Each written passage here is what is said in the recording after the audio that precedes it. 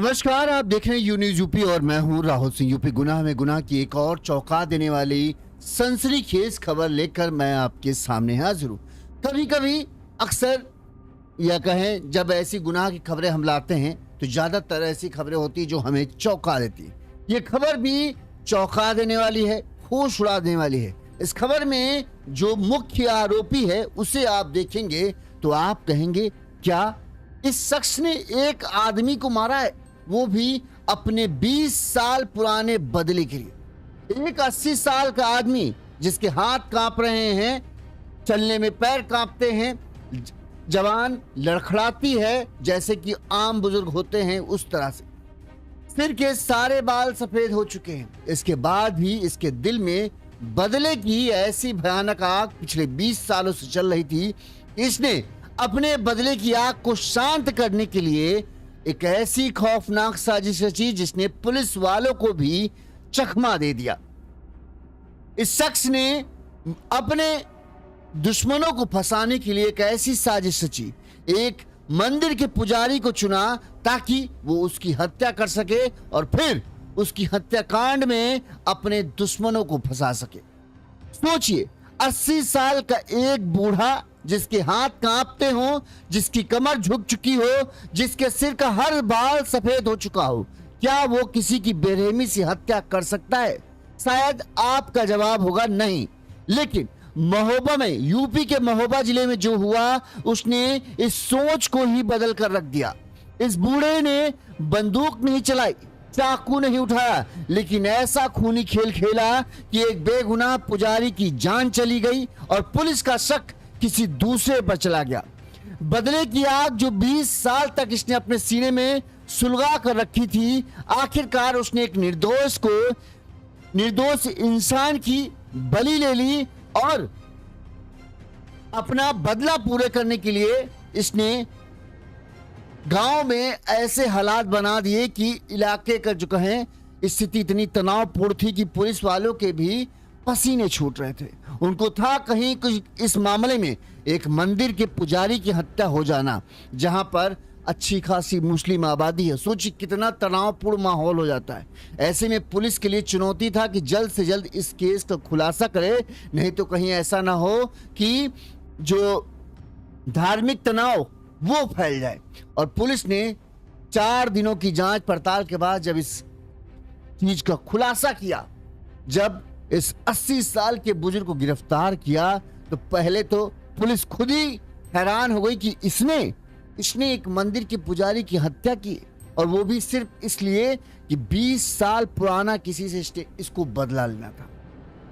अब कैसे इसने ये साजिश रची, कैसे इसने 20 साल पुराने अपने बदले के लिए जो है मंदिर के पुजारी को शिकार बनाया, कैसे इसका प्लान इसने रचा कि पुजारी की हत्या हो तो जिस आदमी से ये बदला लेना चाहता है उसी के ऊपर शक जाए, ये कैसे इसने किया।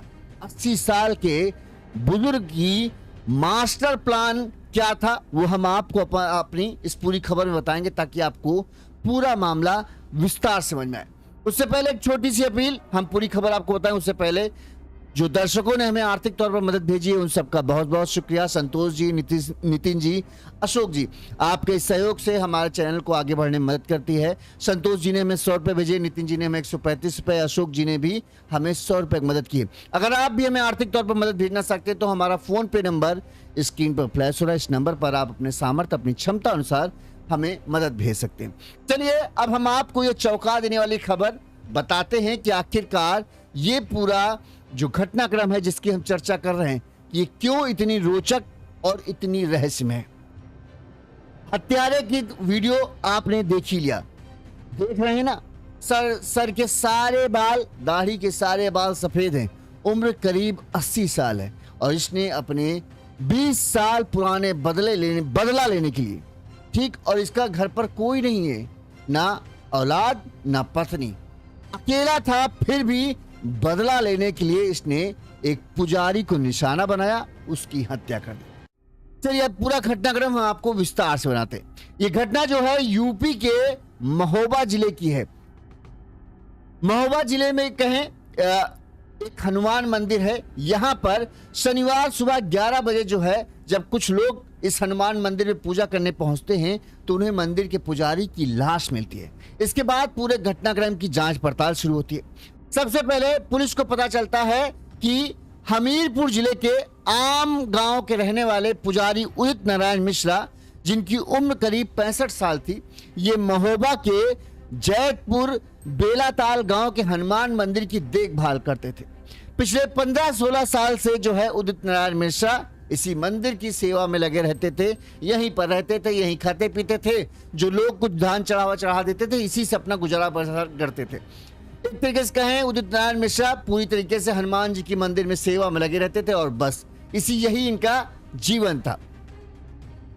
इस गांव में जो जैतपुर बेलाताल गांव है, इस गांव की 8000 कहें मुस्लिम आबादी है। इसके अलावा 25,000 के करीब हिंदू आबादी है। तो अच्छा खासा हिंदू और मुस्लिम का जो है आबादी है।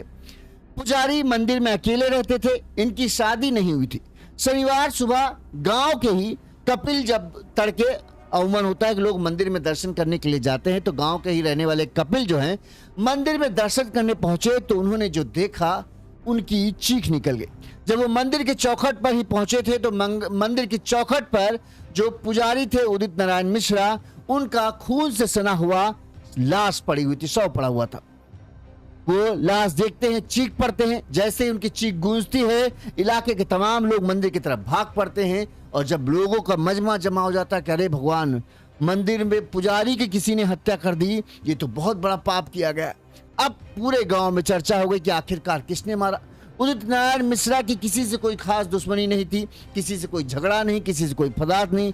मंदिर में पुजारी थे तो सबसे व्यवहार बना के रखते थे तो ताकि जो लोग पूजा अर्चना करने आए वो कुछ उन्हें भी दान दक्षिणा दे जाए, ताकि उनका भी पेट पलता रहे। इसलिए सभी से उनका व्यवहार अच्छा ही था। अब जैसे ही ये इस घटना की सूचना जो है उदित नारायण मिश्रा के जो पुजारी थे उनके छोटे भाई जुगल मिश्रा को इस घटना की सूचना दी गई कि भाई आपके बड़े भाई जो मंदिर में सेवा में लगे रहते थे, मंदिर में ही रहते थे, उनकी किसी ने हत्या कर दी। इसके बाद जो है वो मौके पर पहुंचते हैं, पुलिस को सूचना दी जाती है, पुलिस आती है। पुलिस के लिए भी ये एक बड़ी चुनौती थी। जैसे ही ये खबर मिलती है कि एक मंदिर के पुजारी की हत्या की गई, पुलिस के तमाम बड़े अधिकारियों के भी हाथ पांव सूझ जाते, क्या मामला है। पुलिस के तमाम बड़े अधिकारी पहुंचते हैं, पुलिस पूछताछ शुरू करती है। जो सबसे पहले पुलिस पूछताछ करती है, सबसे पहले तो शव को कब्जे में लेती है, पोस्टमार्टम के लिए भेजती है। इसके बाद जुगल मिश्रा जो पुजारी उदित नारायण मिश्रा के भाई थे, उनसे पूछताछ हुई तो उन्होंने बताया कि हम लोग 3 भाई थे। सबसे बड़े भाई की काफी पहले मौत हो चुकी थी। उदित नारायण मिश्रा जो हैं, जो पुजारी थे, वो दूसरे नंबर पर थे और उन्होंने 20 साल पहले संन्यास लेकर जो है हमीरपुर से वो महोबा चले आए। कभी कभी घर आते थे, फोन से संपर्क हो जाता था और उनकी किसी से कोई दुश्मनी नहीं थी। पिछले जब से वो घर से आए छोड़कर, तब से वो यही मंदिर में रहते थे, इसी मंदिर की सेवा करते थे। जो भी कमाते या जो भी मिलता वो मंदिर में ही लगाते, मंदिर पर ही खर्च करते। वहीं इसके अलावा उनसे पूछा गया क्या किसी से दुश्मनी, कोई संपत्ति का विवाद, तो उन्होंने कहा ऐसा कुछ नहीं, वो इस सब इन चीजों से दूर हो चुके थे, किसी से कोई झगड़ा लेना देना था ही नहीं। वहीं आस पड़ोस के लोगों से भी इस बारे में पूछताछ पुलिस ने की कि भाई आपको क्या लग रहा है, आप लोग यहाँ, चूंकि अब भाई तो भी काफी दिनों से दूर थे, तो लोगों ने भी यही कहा कि जो उदित नारायण मिश्रा थे बहुत अच्छे थे, मिलनसार थे, सबसे अच्छे से बात करते थे, किसी से कोई झगड़ा नहीं, किसी से कोई भय नहीं। ऐसे में कौन हत्या कर सकता है, किसी को भी रत्ती भर इस बारे में शक नहीं हो रहा था। स्थानीय लोगों ने कहा कि जो उदित नारायण मिश्रा थे वो बेहद शांत सरल स्वभाव के थे। रोज सुबह शाम मंदिर में पूजा पाठ, भव्य कीर्तन करते थे। पिछले 20 सालों से उनका कभी किसी से कोई झगड़ा या विवाद नहीं हुआ था। अब पुलिस जो है, ये होता है कि आखिरकार कैसे इस पूरे हत्या की गुत्थी सुलझाई जाए। उस दौरान पुलिस ने जो है आसपास के गांव के लोगों से जिनके ऊपर शक था या जिनसे उदित नारायण मिश्रा का उठना बैठना था या जिनसे भी किसी से उनका हाल फिलहाल में झगड़ा हुआ, उन सब के ऊपर पुरानी उन्होंने कुंडली खंगाली। पुलिस ने इस दौरान जब शव उठाते हैं तो पुलिस को उदित नारायण मिश्रा के पास से एक डायरी मिलती है। ठीक है, इस दौरान पुलिस ने उदित नारायण मिश्रा की गौर किया। उनकी जो सिर पर गहरे जख्म थे। ऐसा लग रहा था उनके सिर पर किसी भारी चीज से, लोहे की डंडे या मतलब किसी भारी डंडा या रॉड से जो है हमला कर कर उनके सिर पर वार किया गया, उसी से हत्या की गई। अब पुलिस ने जब पोस्टमार्टम के लिए शव को भेजा, लाश के पास से एक डायरी मिलती है। उस डायरी में गांव के ही कुछ लोगों के नाम लिखे हुए थे। टेढ़ी मेढ़ी राइटिंग में था। ऐसे में कोई उस राइटिंग की पहचान नहीं कर पा रहा था कि ये बाबा ने ही लिखा या किसी और ने लिखा, ये कहना मुश्किल था। अब हाँ, कहाँ गए? इस मामले में पहले जो उनके परिजन थे, रिश्तेदार थे, जो गांव के लोग थे, उन्होंने क्या कहा पहले वो सुनाते हैं, फिर हम आगे घटनाक्रम बताते हैं। अब हम तो घर पे थे जब हमारे पास फोन आया, जब माँ पहुँची वहाँ पड़ी थी, उनको गले की नीचे 2-3 सुराख से समझ में आ, और वहाँ जो हमें सुनने के मिलो कि एक छोटू नाम का लड़का था, उनकी जब भी रंजस भाई वो जैसा। कब से रह रहे थे मंदिर? ये मंदिर में 15-16 साल से। क्या करते थे? पूजा करते। मंदिर कौन सा मंदिर है? बब्बा जी का। अच्छा, कोई नशे के आदि थे क्या? हाँ, नहीं, नशा केवल गांजा। क्या लग रहा है आपको? क्या किसने क्या किया? मारा तो है कि चाहे जिसने मारा। जो गांव के लोग हैं उनका कहना है कि जिस तरह से लाश की हालत थी, सिर से खून बह रहा था, सिर पर चोट थी, ऐसा तो लग रहा था कि हाँ किसी ने हत्या की है। अब चोर लुटेरा कोई आ नहीं सकता क्योंकि मंदिर में कुछ ऐसी कीमती सामान नहीं था जिसकी वजह से कोई चोर लुटेरा घर में मंदिर में घुसे और लूटपाट के इरादे से हत्या करे। वहीं पुलिस की शुरुआती जांच में पुलिस को लग रहा था कि हो न हो किसी वाद विवाद के चलते ही इस पूरे हत्याकांड की साजिश को अंजाम दिया गया। पुलिस ने शुरुआती तौर पर जो चीजें उनके साक्ष्य के तौर पर मिले उन्हें इकट्ठा किए। वहीं पुलिस ने, हमने जैसा कि आपको बताया कि जब जांच पड़ताल कर रहे थे तो वहां पुलिस को एक डायरी मिली। वहीं इस मामले में किसी तरह की ढिलाई न पहुंचे, लिहाजा पुलिस अधीक्षक शशांक सिंह ने इस घटना के खुलासे के लिए थाना पुलिस, सर्विलांस, एसओजी समेत 5 टीमों का गठन किया ताकि चूंकि ये मामला संवेदनशील है इसलिए जल्द से जल्द खुलासा हो। लिहाजा 5 टीमों को लगाया गया कि इस पूरे मामले का खुलासा करो। पुलिस को डायरी मिली। डायरी में कुछ ऐसी बातें लिखी थी जिससे हत्या का शक जो है गांव के ही रहने वाले मुंशी और उसके परिवार पर जाए। एक मुंशी करके रहते थे, उनका परिवार रहता था। उस डायरी में मुंशी के ऊपर कुछ नाम लिखे हुए थे कि हाँ इनसे हमारी दुश्मनी, इनसे हमारा झगड़ा चल रहा है। अब पुलिस को भी लगता है कि शायद कहीं मुंशी या उसके परिवार ने ही पुजारी की हत्या तो नहीं की। लिहाजा पुलिस की जांच अब मुंशी की तरफ फोकस हो जाती है। पुलिस मुंशी के और पुजारी से जुड़ी कई बातों की जांच पड़ताल करती है। इस दौरान जो है पुलिस को ऐसा कुछ तो नहीं मिलता, लेकिन हाँ पुलिस को यह पता चलता है कि कुछ दिनों पहले ही पुजारी जो थे उदित नारायण मिश्रा और मुंशी जो हैं उनके बीच में किसी बात को लेकर झगड़ा या बहसा बहसी हुई थी, लेकिन वो इतना बड़ा नहीं था कि जिसके चलते हत्या कर दे। लेकिन हाँ झगड़ा जरूर हुआ था, ये बात पुलिस को पता चली। इस दौरान जो 5 टीमें लगाई गई थी, इसमें सर्विलांस की टीम जो मोबाइल वगैरह देखती है कि उस जगह पर किसके नंबर एक्टिव थे, किससे बाबा बातचीत करते थे, इन तमाम की जांच पड़ताल में उठी थी। वहीं SWAT टीमें जो है सीसीटीवी फुटेज खंगाल रही थी। तो पुलिस को जो मंदिर है उसके पास में एक घर है, उस घर में लगा एक सीसीटीवी कैमरा मिला। पुलिस ने उस सीसीटीवी कैमरा को खंगाला कि शायद इस सीसीटीवी कैमरे से कुछ पता चल जाए। पुलिस ने जब 18 तारीख की रात की घटना का वीडियो देखा तो पुलिस को एक हैरान कर देने वाली चीज उस सीसीटीवी कैमरे में दिखी।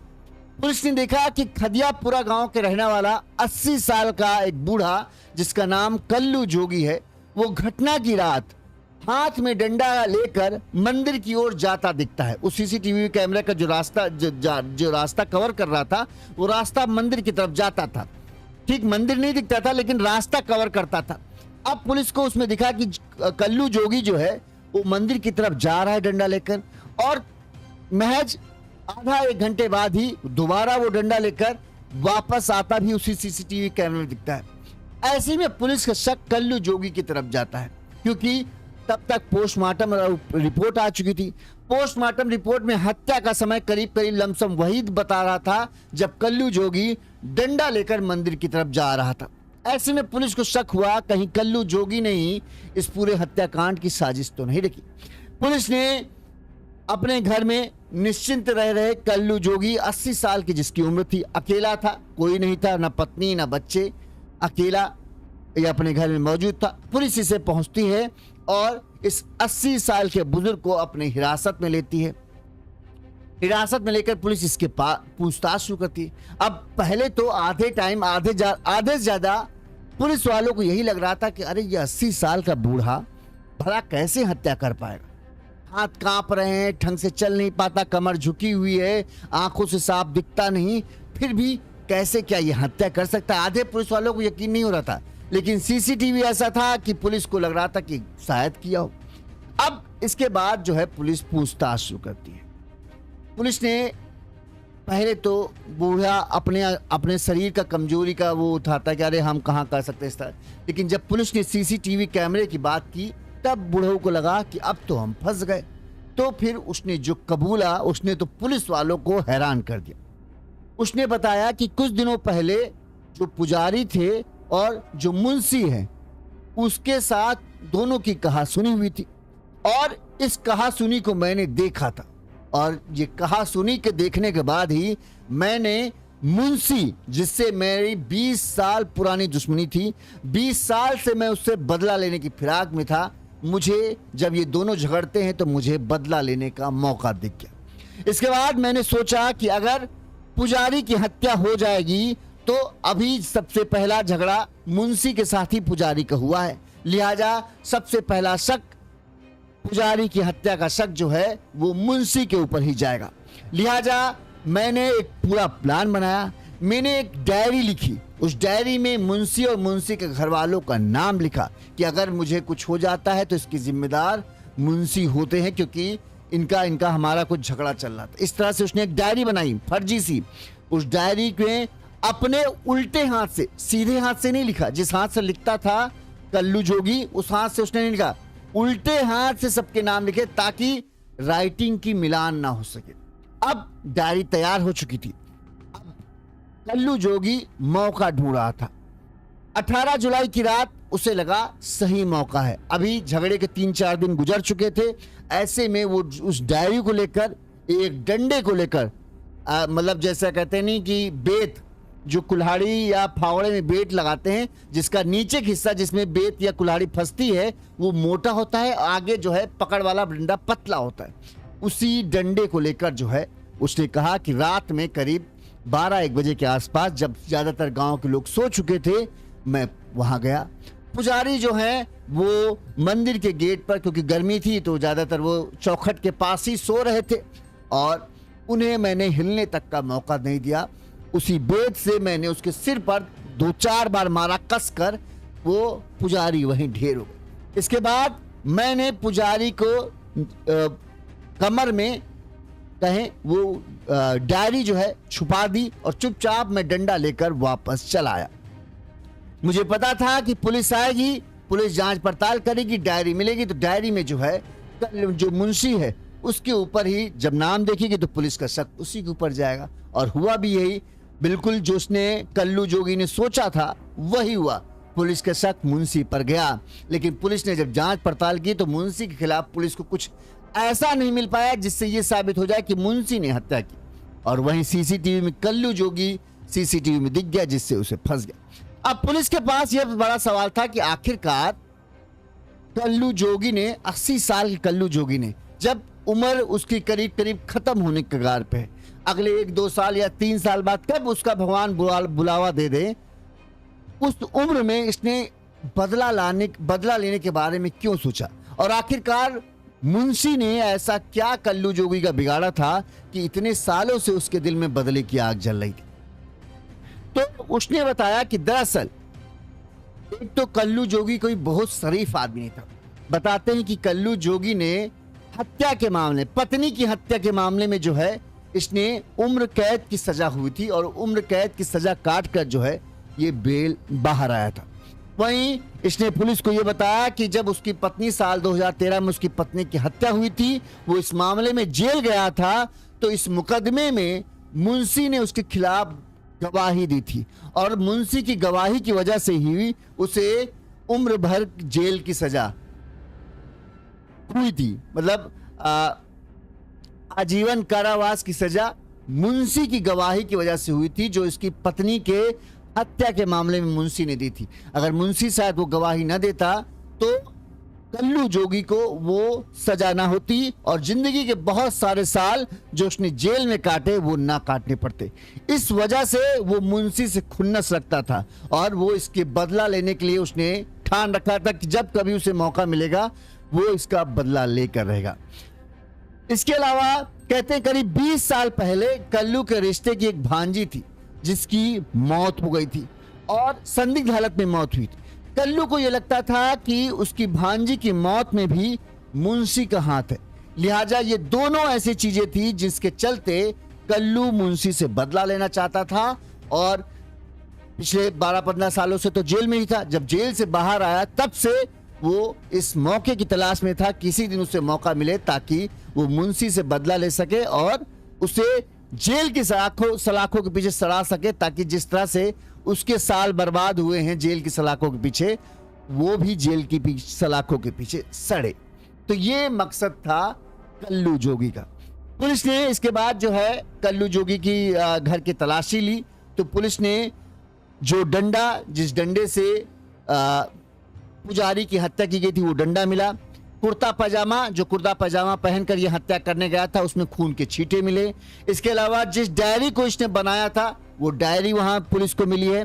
इसके अलावा 2 और कुछ कापियां बरामद हुई हैं जिनसे ये साबित होता है कि कल्लू जोगी ने ही पुजारी की हत्या की थी। इस मामले में पुलिस ने, जो पुलिस अधिकारी हैं, उन्होंने खुलासा करते हुए प्रेस कॉन्फ्रेंस की और पूरा घटनाक्रम जो है विस्तार से बताया। वो सुनिए क्या कहा उन्होंने। ये दिनांक 18 जुलाई 2026 को जरिए कंट्रोल रूम थाना कुलपहाड़ को एक सूचना प्राप्त हुई थी जिसमें यह बताया गया था थाना कुलपहाड़ के बेलाताल क्षेत्र में एक फूलबाग हनुमान मंदिर है, वहाँ के जो पुजारी जी थे उदित नारायण मिश्रा जी, उनकी किसी अज्ञात व्यक्ति द्वारा उनके सर पे डंडे से वार करके उनकी हत्या कर दी है।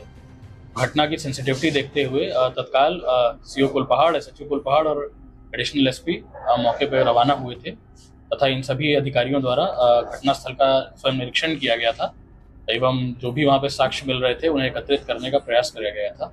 गंभीरता देखते हुए इसमें 5 टीमों का गठन किया गया था जिसमें थाना कुलपहाड़ की टीम, एसओजी की टीम और सर्विलांस की टीम भी लगाई गई थी। क्योंकि ये ग्राम का एरिया था इसलिए वहाँ पे किसी प्रकार का वीडियो फुटेजेस वगैरह अवेलेबल नहीं था। पुलिस द्वारा मैनुअली इसमें सभी पुराने विवादों की, पुराने झगड़ों की, वहाँ पे मिलने वाले लोगों की, आने जाने वाले लोगों की गंभीरता से क्रॉस वेरीफाई करते करते अलग अलग तथ्यों पे जांच करी गई एवं साक्ष्य एकत्रित करे गए। इन्हीं साक्ष्य एकत्रित करने के प्रकरण जो भी वहाँ पे चीज़ें मिली थी वहाँ पे मौके पे, जैसे कि एक डायरी बरामद हुई थी वहाँ पे, कुछ वस्त्र बरामद हुए थे, उन सभी चीज़ों को कलेक्ट करते हुए उनकी जाँच कराई गई और इसी क्रम में आज हमारे पुलिस द्वारा इसमें एक व्यक्ति की गिरफ्तारी करी गई जिसका नाम कल्लू जोगी है, जो पुत्र लालू है, निवासी खदियापुर, कस्बा जैतपुर, थाना कुलपहाड़ क्षेत्र का रहने वाला है, जिसकी उम्र लगभग 80 साल के करीब है। इससे गंभीरतापूर्वक जब पूछताछ करी गई तो इसके द्वारा यह बताया गया कि जो इसकी वहाँ पे एक व्यक्ति है रहने वाला लोकल है जिसका नाम मुंशी है। मुंशी से इसकी बहुत ही पुरानी पारिवारिक रंजिश इसके चल रही है। मौके पे जो डायरी मिली थी हम लोगों को, पुलिस ने उसको जब उस डायरी को वेरीफाई किया था तो उसमें फैक्ट्स ये निकल के आए थे कि किसी मुंशी नाम के व्यक्ति के बारे में पूरी उसकी पारिवारिक चीज़ें और उसकी पूरी गतिविधियों के बारे में लिखा हुआ है, जैसे कि माना जाए कि ये उस मुंशी की पर्सनल डायरी है, इससे मुंशी की तरफ शक जाए। जब पूछताछ करी गई तो इसके द्वारा बताया गया कि सन 2013 में इसके द्वारा इसकी अपनी पत्नी का मर्डर कर दिया गया था, जिसमें ये जेल गया था, आजीवन कारावास की इसे सजा हुई थी। उस मुकदमे में मुंशी द्वारा इसके खिलाफ बयान दिया गया था व इसका सपोर्ट नहीं किया गया था, जिसके तहत ये मुंशी से अपनी मन ही मन एक रंजिश मानने लगा था।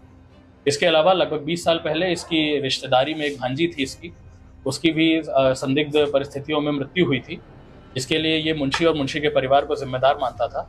इस प्रकार ये एक बहुत ही पुरानी मन में रंजिश मुंशी के परिवार के लिए रख रहा था। इसमें बाबा का चुनाव इस व्यक्ति द्वारा इस प्रकार किया गया कि मुंशी की परिवार की बाबा से किसी बात को लेके हाल फिलहाल ही कुछ कहासुनी और झगड़ा चला था।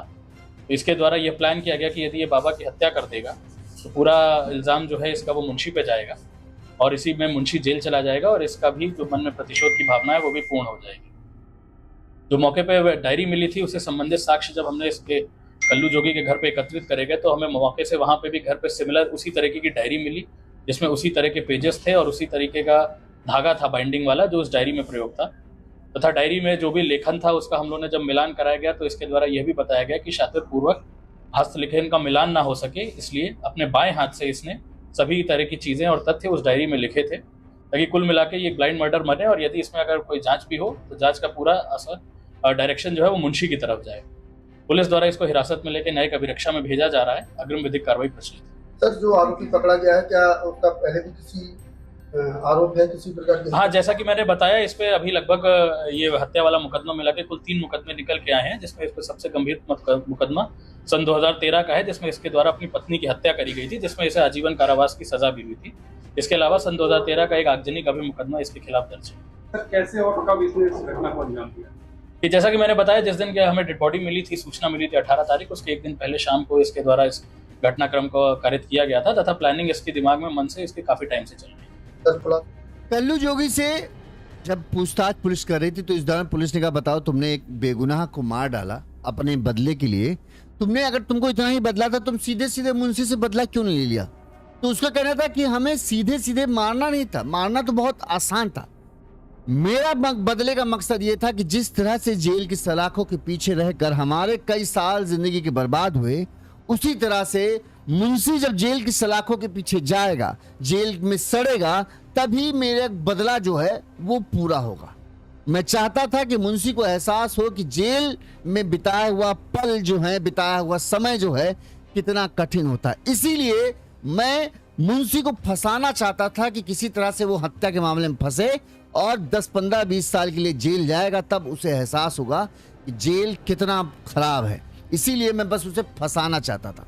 अच्छा, जब कहता है कि हम तलाश में थे, जब मुंशी और पुजारी का झगड़ा हुआ तब मेरे दिमाग में आया कि अगर इस झगड़े के टाइम में, चूंकि सबको लोगों को पता है कि मुंशी और पुजारी का झगड़ा हुआ है, ऐसे में अगर पुजारी की हत्या होगी तो सब पड़ोस लोग यही कहेंगे कि हाँ भाई, मुंशी के साथ ही जो है झगड़ा हुआ था, तो हो सकता है मुंशी ने ही इस पूरा कांड को किया।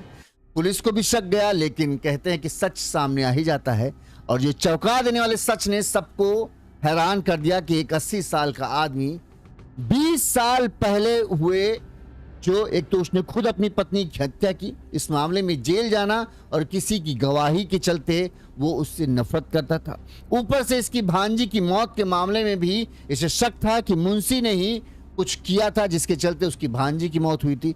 तो इन दोनों वजहों से इस 80 साल के बूढ़े के जिगर में एक बदले की आग जल रही थी, और उस बदले की आग में वो मुंशी को जलाना चाहता था, लेकिन किस्मत ने साथ नहीं दिया और कल्लू जोगी गिरफ्तार हुआ, और अब बचे हुए साल भी शायद इसके सलाखों के पीछे गुजरेंगे। अब शायद ही ये जेल से दोबारा बाहर आ पाए, मौत की खबर ही आएगी। इस खबर पर आपकी क्या राय है, कमेंट करके जरूर बताइएगा। इसी तरह से गुनाह की तमाम बड़ी खबरें हम आप तक पहुंचाते रहेंगे। देखते रहिए यूनिज़ यूपी। नमस्कार।